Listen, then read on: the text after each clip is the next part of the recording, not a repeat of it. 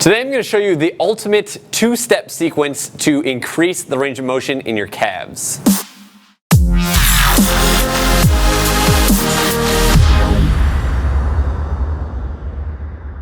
What's going on, everybody? It's Blake Bowman here with Gorilla Zen Fitness, and in today's video I'm going to be showing you a two-step sequence using a foam roller that you can use to instantly and dramatically improve the range of motion in your calf muscles. To begin, the calf muscles are super important to keep flexible because when they get tight they restrict the motion of the ankle, and this can cause all sorts of problems in your squat, in your gait, and they can also develop injuries over time in the knees and the joints above it. Long story short, just keep the calves flexible. So with no further delay, this is my calf flexibility sequence. So the first step that you're going to take whenever you're trying to increase the permanent flexibility of any muscle is to foam roll the muscle first, okay? And I learned this from Mike Boyle, and the whole rationale is you want to break up any like adhesions, knots, trigger points, whatever you want to call it, if you believe they exist in the first place.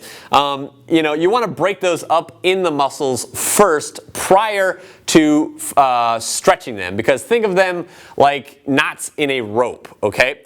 If you grab two ends of the rope and you pulled away from each other, which is essentially what you're doing to a muscle when you're stretching it, that knot is just going to get tighter and tighter. So first you want to break that up, okay? Some people don't believe in the existence of trigger points or myofascial adhesions, or they don't believe that you can break them up with foam rolling. At the very least, with foam rolling, what you're going to be doing is shutting down some of that tone in the muscle, shutting down some of the neural drive, which will help you get into a better static stretch, okay? So I recommend doing it regardless of your views on foam rolling.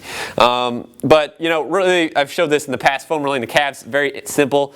You just basically stack one leg on there. You can push down like this if you're really tight and you can't take too much pressure, or you can stack another leg on top like this, kind of roll around. You want to turn your foot so that you can get those inner fibers, and then you want to have your toes straight up, and you also want to be turned out to the side. You want to blast everything in that posterior calf area.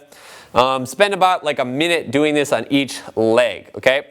After you've done that, you're basically going to dorsiflex your foot, meaning pull the toes up towards the shin, and that's going to put a static stretch onto the calf muscles. And there's a lot of different ways to do this. You can do this with a wall, where you kind of prop your toes up on the wall. You can do it on a incline board. I don't know if you can see that. I have one in the very back of the room. One of my favorite ways to actually do this, and I've been playing around with this recently, is to actually basically you just put the foam roller down, okay? You prop your foot up on it, okay? And then you try to step in front of it, okay? Or at least level with it. And then you try to like really get your body upright. My calves are very tight right now.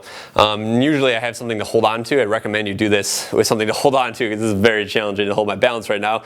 But you basically hold this and you kind of try to actively like extend your leg. Like right now I'm getting stuck because my calves are really tight, but like when I'm leaning forward like this, I have to be, flex at the hips, but you want to fully extend from the hips. I can't do it without feeling like I'm losing my balance. Like I said, normally I would hold on to something, but essentially you prop your toes up with a roller and you try to plant your foot out in front while keeping your body upright, okay?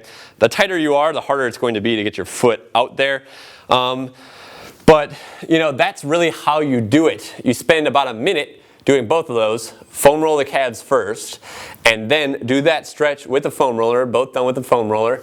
And I promise you, having paired those things back to back, you're going to feel an immediate difference in your calves. I can already feel a difference in mine just squatting down here. I have a little bit more dorsiflexion on my right ankle than I do on my left, because now I've changed the length of the calf muscles. So give this a try and let me know how you like it. There you have it. It's pretty simple. If this isn't helping you as much as you thought it would, then you might not have a flexibility problem. You might have a mobility problem. And if you don't know what the difference between those two are, then I highly encourage you to watch the video that I made on this topic. I think I called it the difference between mobility and flexibility.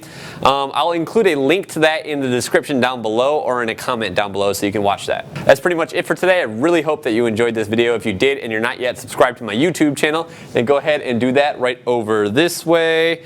Also, if you haven't downloaded my ebook, Posture, the Ultimate Life Hack, to make sure you pick that up for yourself. You can pick that up over on this side, okay? And on a couple concluding notes, if you haven't already liked my Facebook page, please go do that, and also follow me on Instagram. I'll include links to both of those in the description down below as well. And other than that, I'll see you next time.